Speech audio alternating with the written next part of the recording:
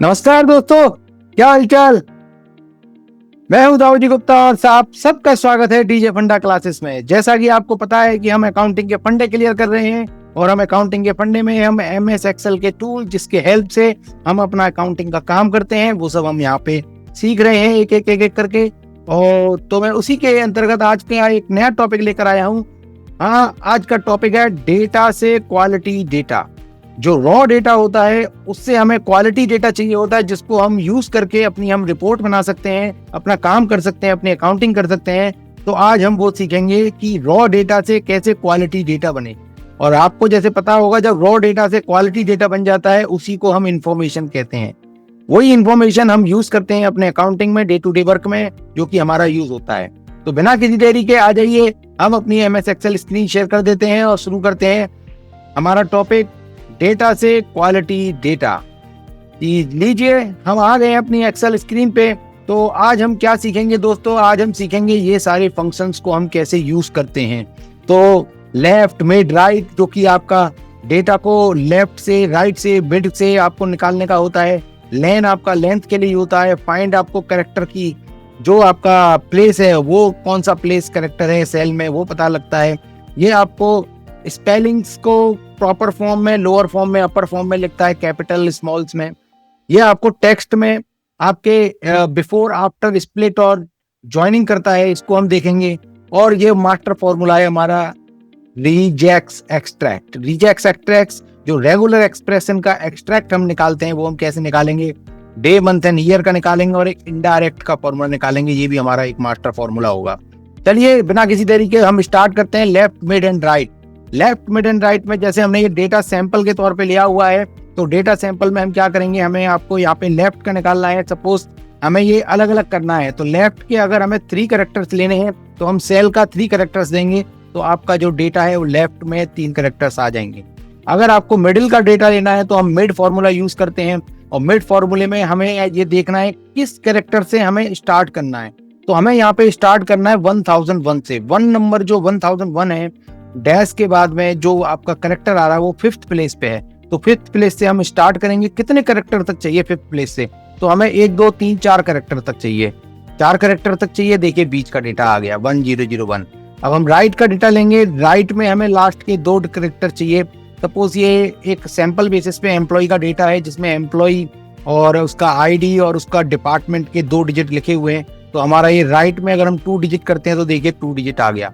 अब क्या करना है दोस्तों, आपका जो है डेटा आपका लेफ्ट में भी आ गया, मिडिल में से भी आ गया, राइट से भी आ गया। अब इसको हम और भी तरीके से कर सकते थे जो हम करेंगे आगे, लेकिन अभी हम पहले फॉर्मूला कंप्लीट कर लेते हैं। लेंथ। लेंथ क्या होता है दोस्तों, लेंथ होता है कि ये कैरेक्टर्स की कितनी लेंथ है। जनरली अगर आपने देखा हो, कभी कभी हमें कैरेक्टर्स की लेंथ हमें चेक करनी होती है। जैसे पैन नंबर 10 डिजिट का होता है, जीएसटी नंबर 15 डिजिट का होता है। अगर हमारे पास एक डेटा है जो थाउजेंड्स रोज का है और हमें डेटा में चेक करना है कि पेन नंबर किसका गलत है किसका सही है, तो पहला क्राइटेरिया ये है जो नंबर ऑफ डिजिट है वो आपका फिक्स्ड होनी चाहिए। पेन नंबर में 10 डिजिट, जीएसटीआईएन में 15 डिजिट। तो वो लेन के फॉर्मूले से आप इजीली यूज कर सकते हैं। या इनवॉइस नंबर में भी आज की डेट में जो जीएसटी नंबर में इनवॉइस नंबर हमें जीएसटीआर1 में भी देना होता है, उसमें क्या होता है, हमारा एक लेंथ होती है कि इतनी लेंथ तक ही हमारा इनवॉइस नंबर होना चाहिए, फिक्स्ड होती है। तो उसके हिसाब से आप देख सकते हैं कि सारी लेंथ बराबर है कि नहीं। तो लेंथ का फॉर्मूला आपको यूज हो जाएगा। और एक और फॉर्मूला होता है फाइंड। फाइंड फॉर्मूला किस लिए होता है, फाइंड के फॉर्मूले में पहले आपका डैश कैरेक्टर होता है। डैश कैरेक्टर आपका इस टेक्स्ट में आपका किस प्लेस पे आ रहा है, तो यहाँ पे देखिए ये बता देगा फोर्थ प्लेस पे आपका ये कैरेक्टर आ रहा है, इस डैश। तो अब 4th प्लेस से हमको क्या फायदा, हमको 4th प्लेस से ये फायदा होगा कि अगर हमें मिड का फॉर्मूला लगाना है और हमें इसमें से आपका हमको फॉर्मूला लगाना है कि जो डैश के बाद में, तो यहाँ से हम +1 कर सकते हैं। जैसे हमने पिछले सीट पे हमने 5 लिखा था, तो 5 लिखने की जगह हम फाइंड का फॉर्मूला लगा के, डैश का फॉर्मूला लगा के उसको हम यहाँ से लिख के और हम 4 कैरेक्टर लिख देंगे, तो आपका देखेंगे 2026 आ गया। अब यहाँ पे C2 जो हमने लिखा था, C2 की जगह अगर हम फाइंड का फॉर्मूला सीधा ही प्लेस कर दें, तो इसका क्या हो जाएगा कि इसका मतलब ये हो जाएगा कि आपका जो इनवॉइस नंबर का फील्ड है, उस इनवॉइस नंबर की फील्ड में से आपका जहां पे भी डैश मिल रहा है उसके नेक्स्ट कैरेक्टर से +1 जो लिखा, नेक्स्ट कैरेक्टर से हमें 4 कैरेक्टर दे दीजिए। तो नेक्स्ट कैरेक्टर से 4 कैरेक्टर कितने आ गए दोस्तों? 2026। बट सपोज अगर हमें 1001 चाहिए, यहाँ पे हमें इनवॉइस नंबर चाहिए, एक तो फॉर्मूला है सीधा हम राइट से भी यूज कर सकते हैं। बट कभी कभी क्या होता है इन नंबर्स में, कभी कोई 5 डिजिट का, कोई 3 डिजिट का, कोई 4 डिजिट का, तो उसमें ये फॉर्मूला जो राइट का है वो यूज नहीं आएगा। बट राइट का अगर हम सिंपल करें तो राइट के 4 डिजिट आपके आ जाएंगे। तो उसको कैसे लाएंगे हम दोस्तों? तो उसको लिए हम क्या करेंगे, जो फाइंड में जो फॉर्मूला होता है इसमें विदिन टेक्स्ट के बाद में एक आता है स्टार्ट नंबर।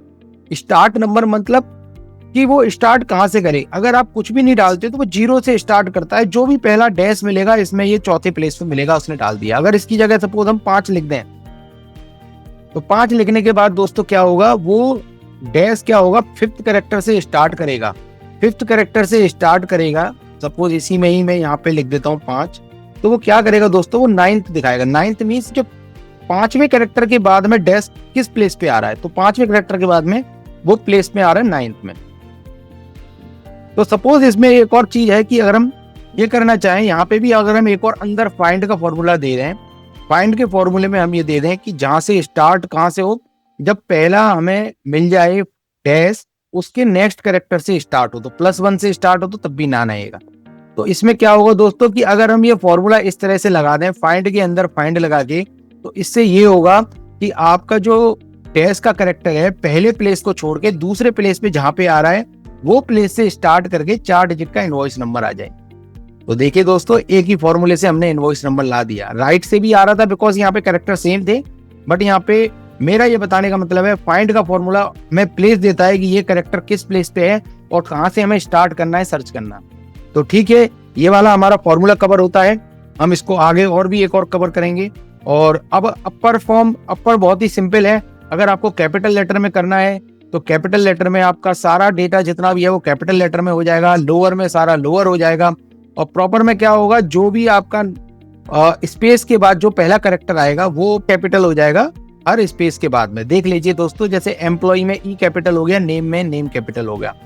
तो अब हम इसको, ये फॉर्मूला बहुत ही सिंपल है। ये आपको डेटा रिपोर्टिंग में, कभी कभी हमें डेटा रिप्रेजेंट करने में, या जहाँ पे नाम का डेटा होता है, वहाँ पे कस्टमर के नेम का डेटा, तो वहाँ पे हमें पहला कैरेक्टर अगर कैपिटल करना है तो प्रॉपर का फॉर्मूला काफी बार यूज होता है। चलिए दोस्तों, अब हम देखते हैं टेक्स्ट फंक्शन। टेक्स्ट फंक्शन में क्या होता है, हमारे टेक्स्ट के एक्सट्रैक्ट करने होते हैं। सपोज हमें टेक्स्ट बिफोर का फॉर्मूला होता है, जैसे हमें यहाँ पे डैश के पहले का हमें डेटा लेना है, डैश के पहले का लेना है तो टेक्स्ट बिफोर। टेक्स्ट बिफोर क्या लेना है, हमें टेक्स्ट बिफोर लेना है इस टेक्स्ट में से, और किस डेलिमिटेशन में लेना है, हमें यहाँ पे ही लेना है डैश से पहले। डैश से पहले का लेने से क्या होगा दोस्तों, जो डैश से पहले का जो भी आपका डेटा होगा वो आपके पास आ जाएगा। ऐसे ही अगर हम टेक्स्ट आफ्टर करते हैं, टेक्स्ट आफ्टर करते हैं तो टेक्स्ट आफ्टर में भी सेम फॉर्मूला है। तो जो डैश के बाद का इन्वर्टेड कॉमा में लिखेंगे, डैश के बाद का जो भी कैरेक्टर होगा वो सारा आ जाएगा। अब टेक्स्ट ज्वाइन होता है, आपके पास डिफरेंट टेक्स्ट हैं, उनको आपको ज्वाइन करना है। ज्वाइन इन सेंस आपको ज्वाइन करना है, और किस डेलीमीटर से करना है। सपोज हमें करना है डेलीमीटर से, हमें करना है हैश कर देते हैं, या हैश नहीं, हम डबल डैश कर देते हैं, डबल डैश कर देते हैं। इग्नोर एम्प्टी सेल को आप इग्नोर अगर करना चाहें, अगर एम्प्टी है तो आपको डैश यूज नहीं करना है, तो उसके लिए आपको ट्रू लिख देंगे। तो और स्प्लिट का साइन भी नहीं चाहिए, और एम्प्टी है तो वो भी हम करके देख लेंगे। और फिर यहाँ पे हम टेक्स्ट ले लेंगे, कौन कौन से टेक्स्ट हैं, तो हम यहाँ पे ड्रैग करके दोनों को डाल देंगे और देखेंगे फॉर्मूला। देखो ये टेक्स्ट ज्वाइन के साथ में ये सारा फॉर्मूला हमारा आ गया।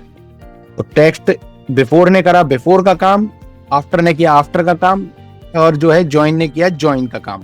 अब एक होता है टेक्स्ट स्प्लिट। टेक्स्ट स्प्लिट क्या करता है दोस्तों, टेक्स्ट स्प्लिट करता है, आपका जो टेक्स्ट है वो आपको स्प्लिट कर देता है। स्प्लिट किससे कर देता है, हम सपोज ये डैश से स्प्लिट कराना चाह रहे हैं, तो डैश से स्प्लिट कराएंगे और इसको हम ड्रैग कर देंगे, तो देखेंगे दोस्तों ये सारा डेटा स्प्लिट हो गया। अब इसमें एक सेल क्यों आ रहा है ब्लैंक, क्योंकि यहाँ पे हमने 2 डैश लगाए थे, तो वो एक ब्लैंक हो गया, तो एक ब्लैंक आ गया। और मैं ये कह रहा था, अगर सपोज यहाँ पे हमारा ये ब्लैंक होता, तो देखिए हमने यहाँ पे ट्रू लिख रखा है, तो यहाँ पे ये डैश नहीं आ रहा। अगर सपोज मैं इस फॉर्मूले में ट्रू की जगह फॉल्स लिख देता हूँ, तो देखो दोस्तों क्या आएगा, यहाँ पे देखिए डैश आ गया, जो स्प्लिट था हमारा वो आ गया।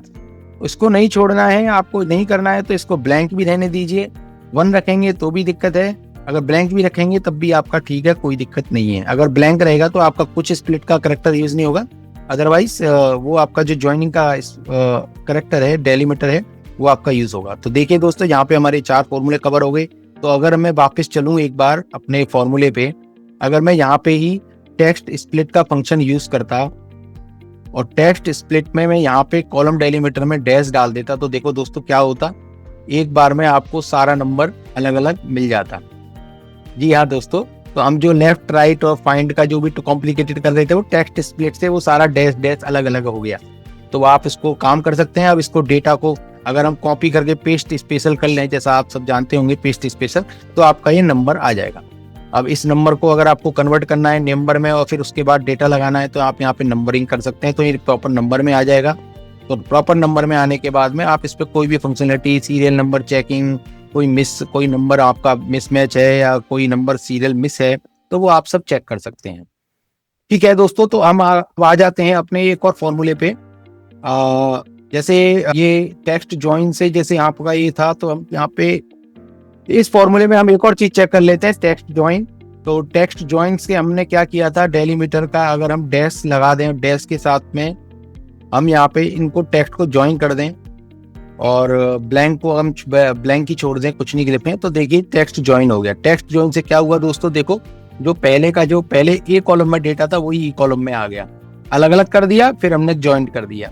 ये दोस्तों मैं क्यों बता रहा हूँ, क्योंकि कभी कभी हमारे पास ऐसी रिपोर्ट्स होती हैं, बैंक स्टेटमेंट्स होते हैं या कस्टमर्स के लेजर्स होते हैं, जहां से हमें इनवॉइस नंबर फैच करना होता है, वाउचर टाइप फैच करना होता है। वो समय में फैच करने के लिए हमें ये पता रहने चाहिए फॉर्मूले। अगर हमें पता ही नहीं रहेंगे तो हम डेटा कैसे फैच कर पाएंगे। डेटा से क्वालिटी डेटा बनाने के लिए हमें ये सब जरूरी है।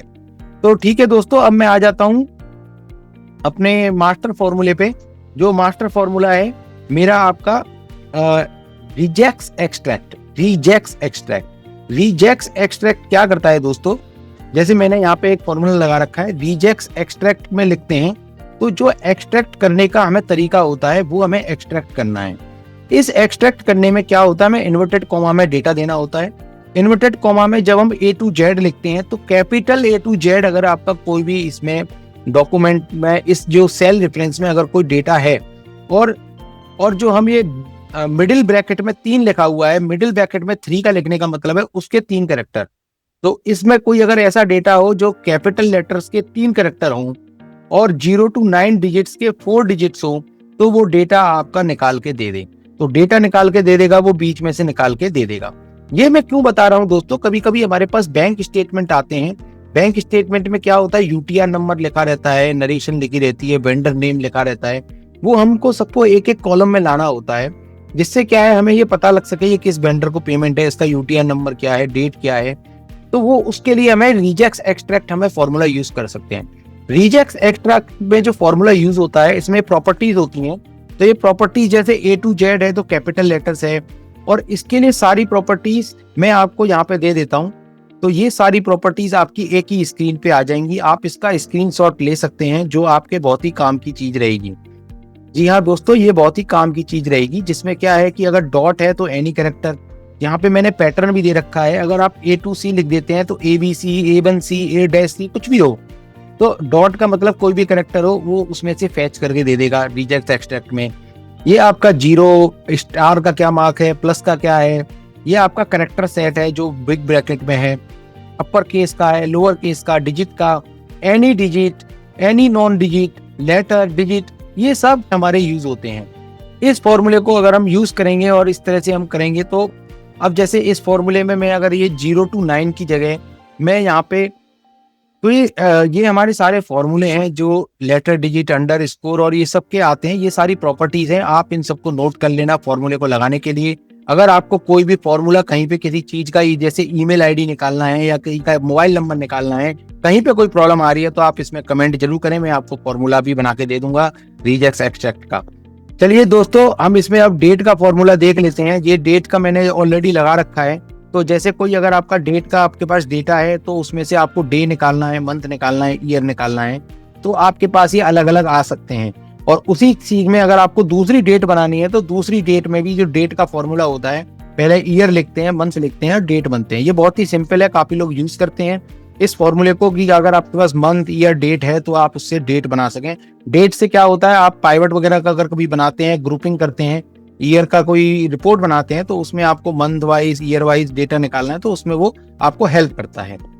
ठीक है दोस्तों, अब एक हम ये यहाँ पे इनडायरेक्ट का फॉर्मूला सीखते हैं, जो कि बहुत ही इंपॉर्टेंट फॉर्मूला है, जो काफी लोगों को मिसिंग होता है। जैसे आपने देखा होगा कि एक सीट से डेटा जब हम लाते हैं और उस सीट में अगर हमें कोई नाम चेंज करना है, तो उसमें क्या होता है कि सीट का कोई फॉर्मूला या सच नहीं होता कि कहीं पे हम टाइप करें और फॉर्मूला चेंज हो जाए। सपोज ये हमें यहाँ पे सेल्स रिपोर्ट लानी है, जो जनवरी की सेल्स रिपोर्ट है, हमारे पास फरवरी की रिपोर्ट है। तो सपोज हमें जनवरी की रिपोर्ट लानी है, जनवरी की सेल्स रिपोर्ट लानी है। वी लुकअप का फॉर्मूला जैसे मैंने पुरानी क्लास में बताया था, वी लुकअप का फॉर्मूला जो कि यूजफुल है, मैं आई बटन पे लिंक शेयर कर दूंगा, आप जरूर देखें। तो अब हम यहाँ पे जनवरी की सेल्स का डेटा हम ले आते हैं। अब सपोज ये हमने जनवरी की सेल्स का डेटा लगाते हैं। अब यहाँ पे कोई ये तरीका है ये जनवरी इस जनवरी से लिंक हो जाए, मीन्स अगर मैं यहाँ पे फरवरी करूं तो ये फरवरी का डेटा हो जाए। तो ऐसा है कोई तरीका? जी हाँ दोस्तों, ऐसा है तरीका। ऐसा है तरीका किस लिए? आपका जो है, पहले मैं यहाँ पे जनवरी लिख देता हूँ। आपका जो फॉर्मूला होता है इनडायरेक्ट, यस दोस्तों इनडायरेक्ट, तो यहाँ पे हम इनडायरेक्ट तरीके से हम यहाँ पे फॉर्मूला ड्राइव करेंगे। इनडायरेक्ट तरीके से फॉर्मूला किस तरह से ड्राइव करेंगे? पहले लिख देंगे हम जनवरी, उसके बाद में हम कर देंगे एंड। एंड से मीन्स आपका एडजॉइनिंग, बाकी करेक्टर्स हम एज इट इज रखेंगे, और जैसे भी करेक्टर्स होते हैं वो सारे इन्वर्टेड कॉमा में होते हैं, और हम ये फॉर्मूला कर देंगे क्लोज। तो जब हमने क्लोज कर दिया, फॉर्मूले के नाम में जैन से जैन ही रहा, बट इनडायरेक्ट ने क्या किया, इन सबको क्लब करके ये एक फॉर्मूले में आपका एक लिंक सेल के तरीके से काम कर देगा। लिंक सेल के तरीके से काम कर दिया, आपको रिजल्ट आ जाएगा। जी हाँ दोस्तों, आपका काम हो गया। जी हाँ दोस्तों, आपका काम हो गया। यहाँ पे हमने फ्रिज लॉकिंग नहीं करी थी, जैसे मैंने पहली क्लास में बताया था। अगर हम डॉलर लगा देते हैं तो कॉपी पेस्ट करने में फिर आपका कोई भी चेंज नहीं होता, तो इसको करना ना भूलें, अदरवाइज ये एरर आ सकती है इस तरह की। मेरी पहली क्लास में है, आई बटन पे लिंक शेयर कर दूंगा। अब देखें दोस्तों, इनडायरेक्ट फॉर्मूले से क्या हुआ। अब यहाँ पे जैन की जगह अब हम फैब कर देंगे, तो क्या होगा दोस्तों, फैब सीट से डेटा आ गया। जी हाँ दोस्तों, फैब सीट से डेटा आ गया, इस वाली सीट से डेटा आ गया। देखिए 30,67,000, यस। अगर यहाँ पे हमने जैन कर दिया तो जैन की सीट से डेटा आ गया। तो ऐसा फॉर्मूला कभी आपने देखा था ऐसा, जो आपको सीट के नाम से भी चेंज करके आ जाए? बट इसमें यही शर्त होती है कि जो सीट के नाम है वो आपके एग्जैक्टली पता रहने चाहिए। तो उसके लिए आपको ये तरीका है कि जो सीट के नाम है वो सारे एक बार लिस्ट आउट कर दो, और यहाँ पे आप डेटा वैलिडेशन लगा के आप डेटा वैलिडेशन से लिस्ट ड्रॉप डाउन कर दो, तो जो है आपका वो इजी हो जाएगा। जी हाँ दोस्तों, तो अपना लगभग अब सारा टॉपिक हो चुका है, सारे फॉर्मूले हो चुके हैं। तो अब हम एक चीज आ जाते हैं, हम यहाँ पे एक बैंक स्टेटमेंट निकालना है। ये हमारे पास बैंक स्टेटमेंट है। बैंक स्टेटमेंट में हम देखिए यहाँ पे अब आपका सारी इंफॉर्मेशन जो अलग अलग है, टेक्स्ट टू कॉलम तरीका भी एक होता है एक्सेल में, बट टेक्स्ट टू कॉलम में जब भी हमारा काम होता है, या तो स्प्लिट सेल, कहीं हमें डेलीमीटर मिले इस तरह से, या फिक्स्ड लेंथ मिले जिससे हम निकाल सकें, बट हम उस पर अभी नहीं जाके हम अपने जो फॉर्मूले देखे हैं उसके हिसाब से हम करेंगे। तो हम पहले लेफ्ट का फॉर्मूले से डेट ले लेंगे, क्योंकि सारी लेफ्ट में है, और जैसे हमारे कैरेक्टर्स हैं तो हम पता है कि जो डेट होती है वो आपकी 10 कैरेक्टर्स में आती है। तो 10 कैरेक्टर्स लेते ही आपका ये डेटा आ गया। अब आप देखेंगे कि रिजेक्ट एक्सट्रैक्ट में हमें यूटीआर नंबर निकालना है। अब इसमें मिडिल भी निकाल सकते हैं, इसमें रिजेक्ट एक्सट्रैक्ट से ही निकालते हैं, वो ज्यादा बेटर रहेगा। आपको पता रहेगा कि रिजेक्ट एक्सट्रैक्ट कैसे निकलते हैं। मिडिल नेम से हम कुछ और भी निकाल सकते हैं। तो रिजेक्ट एक्सट्रैक्ट से हमें टेक्स्ट निकालना है। पैटर्न क्या है दोस्तों? पैटर्न है हमारा कैपिटल ए से कैपिटल जेड के कितने कैरेक्टर होने चाहिए? कैपिटल जेड के कैपिटल कैरेक्टर हैं 4 कैरेक्टर रख दिया। अब हमारी जो डिजिट है, डिजिट हमारी कितनी है? 0 से 9 तक है हमारी डिजिट, और वो कितने कैरेक्टर हैं दोस्तों? वो हैं आपके, वैसे स्टैंडर्ड लेंथ होती है एनईएफटी आरटीजीएस की। तो आपका यहाँ पे हमारा पैटर्न हो गया। अब पैटर्न के बाद में हम क्या करेंगे दोस्तों, ये सारा डेटा हमारा जो भी पैटर्न है ये सारा इन्वर्टेड कोमा में आएगा। इन्वर्टेड कोमा में आने के बाद क्या हुआ दोस्तों, हमारा यूटीआर नंबर आ गया। अब वेंडर नेम हम मिडिल से ले आते हैं। मिडिल से क्या करना है, हमें इस टेक्स्ट में से हमें लाना है। हमें स्टार्ट लेंथ कहाँ से करनी है? स्टार्ट लेंथ हमें करनी है आपका जहाँ पे हमें फाइंड हो जाए, क्या फाइंड हो जाए? क्रेडिट, क्योंकि देखिए क्रेडिट के बाद ही हमारा आ रहा है। क्रेडिट हो जाए इसमें तो जिस कैरेक्टर्स पे आ रहा है तो क्रेडिट के बाद देखेंगे सी, अगर आपका जो क्रेडिट अगर हमने लिखा है तो जहाँ पे सी लिखा हुआ है उसका प्लेस आएगा। सपोज वो उसका प्लेस 10th आता है तो 11th पे आर है, 12th पे आपका स्पेस है, फिर 13 से चालू हो रहा है। मीन्स इसमें हमें क्या करना पड़ेगा, 1 2 3 ऐड करना पड़ेगा। 3 ऐड करने से हम स्टार्ट कर देंगे और 3 ऐड करने से हमें सपोज 50 कैरेक्टर लाने हैं। तो 50 अगर हम कैरेक्टर लाएंगे तो देखेंगे दोस्तों क्या होगा, आपका ये नाम भी आ गया। बट हमें क्या करना है, 50 कैरेक्टर नहीं लाने, हमें लाना है INR तक। INR तक लाने के लिए हम क्या करेंगे कि पहले हम लेंथ चूज करेंगे, लेंथ कितनी है इस पूरे सेल की, और लेंथ चूज करने के बाद अब इसमें हम फाइंड कर लेंगे INR। तो INR जिस प्लेस पे आ रहा है वो उसमें से माइनस हो जाए तो आपका जो है काम इजीली हो जाएगा। बट शॉर्ट कट में आप यही समझिए कि जो डेट और जो UTR है और जो हमें बीच का डेटा लाना है तो वो डेटा हमें किस तरह से आता है। नरेशन रिमार्क्स भी ला सकते हैं, और रिमार्क्स में अब अमाउंट लिखना है। अमाउंट में तो हम सबसे अच्छा तरीका है मिडिल हम ले लेंगे। मिडिल ले लेंगे हम, यहाँ से स्टार्ट कैरेक्टर करेंगे, फाइंड लिखेंगे, INR फाइंड करेंगे। INR फाइंड इस टेक्स्ट में करने के बाद में हम यहाँ से 4 कैरेक्टर्स प्लस कर देंगे, क्योंकि आई जैसे आएगा NR स्पेस और फिर उसके बाद से हमें चालू करना है। और उसके बाद कितने भी कैरेक्टर्स, मैंने 50 लिख लिया है बट आपका कितना भी लगा सकते हैं। तो अब देखिए ये अमाउंट आ गई। तो अगर इसमें जैसे अमाउंट आ गई है, इसमें कॉमा है, कॉमा को हटाना है। एक बार हम वैल्यू करने का ट्राई करेंगे, वैल्यू कर देंगे तो ये इसकी जो अमाउंट आए है उसकी वैल्यू कन्वर्ट हो जाएगी। तो वैल्यू कन्वर्ट हो जाएगी तो उसको फिर आप जो है डेटा को कोई भी काम कर सकते हैं। तो जी हाँ दोस्तों, मैं ये आपको क्यों बता रहा हूँ, ये बता रहा हूँ क्योंकि बैंक स्टेटमेंट को हमें कन्वर्ट करना है। रॉ डेटा से हम किस तरह से ऑर्गेनाइज डेटा में ले जाके जा सकते हैं, जिसके ऊपर हम पाइवट टेबल बना सकते हैं और जो कि हमारा बहुत काम अच्छी तरीके से हो सकता है। ये मैंने इसलिए आपको ये बताया। मैं आशा करता हूँ आपको ये वीडियो बहुत अच्छी लगेगी और आपके बहुत काम की होगी। और आपको जरूर ऐसी ऐसी वीडियो को अगर आपको देखना है तो मेरे चैनल को जरूर सब्सक्राइब करना ना भूलें, और ऐसी ऐसी वीडियो का इंतजार करने के लिए मेरे चैनल पे बने रहें। और अगर ये वीडियो अच्छी लगी हो तो इसको जरूर लाइक करें, शेयर करें अपने दोस्तों के साथ में। Thank you very much.